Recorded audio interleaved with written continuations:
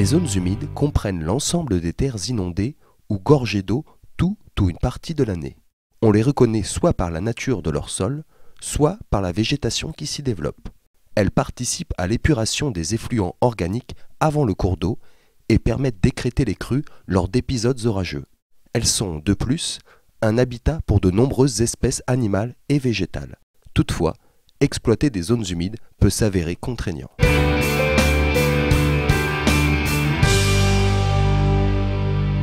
Au niveau de la gestion, une zone humide dans une ferme, ça peut être un côté sympathique, mais quand il y a des vaches laitières et des genisses, des bêtes normalement, ça pose quand même quelques complications d'exploitation. Notamment au niveau approche des bêtes du cours d'eau. Parce que chez moi, j'ai un cours d'eau qui traverse une prairie de 500 mètres, 500 mètres de cours d'eau. Donc de chaque côté, il y a des vaches et obligatoirement, le cours d'eau doit être clôturé, sinon les vaches vont dans le cours d'eau et puis c'est le bazar, quoi. Qui dit zone humide dit herbe humide, donc dans ces zones-là il y a des parasites auxquels on ne pense pas, notamment la douve pour les vaches laitières, donc c'est pas forcément intéressant, quoi. On les subit plutôt qu'autre chose, quoi. Mais bon, c'est comme ça, on ne peut pas faire autrement, quoi. Donc c'est à nous de faire attention, de les gérer au mieux. Avoir des zones humides sur une exploitation agricole, les conséquences, ça va dépendre de si déjà c'est une exploitation laitière, une exploitation de ruminants, ou si c'est une exploitation de monogastriques, voire des céréaliers. C'est-à-dire que les zones humides, l'idéal c'est quand même qu'elles soient en prairie, sauf que les prairies, elles ne peuvent être valorisées que si on a des animaux pour manger le fourrage qu'il y a dessus.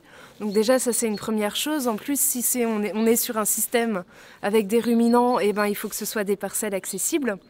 Alors après, il y a différents types de zones humides. Finalement ça peut aller de la parcelle complètement hydromorphe à laquelle on a du mal à accéder même en été. Et où là, finalement, l'agriculteur, il entretient plus qu'il n'exploite. Et puis après, ça peut être des parcelles qui sont un petit peu hydromorphes en hiver, mais finalement tout à fait accessibles au printemps et en été. Et là, ces parcelles-là, elles vont pouvoir aussi permettre d'étaler un peu la saison de pâturage.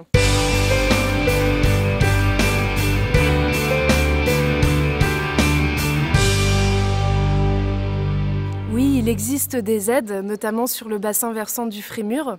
Donc c'est des aides qu'on appelle eau et biodiversité.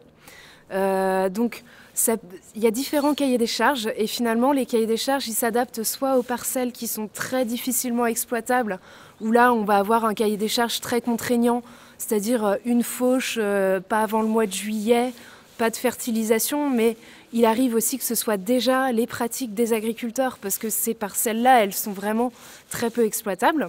Donc là, c'est des aides qui sont quand même, qui peuvent aller jusqu'à 330 € de l'hectare. Et puis après, on va avoir des aides à la fauche tardive, mais où on peut quand même fertiliser, ou alors des aides au pâturage extensif, où on peut encore fertiliser un petit peu. Et ça, c'est pour permettre en fait d'exploiter au mieux ces zones humides, de les entretenir et puis sans pour autant qu'il n'y ait plus d'activité agricole dessus.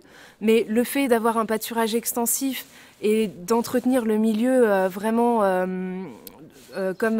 comme ça doit être fait au niveau environnemental, il y a une contrepartie financière.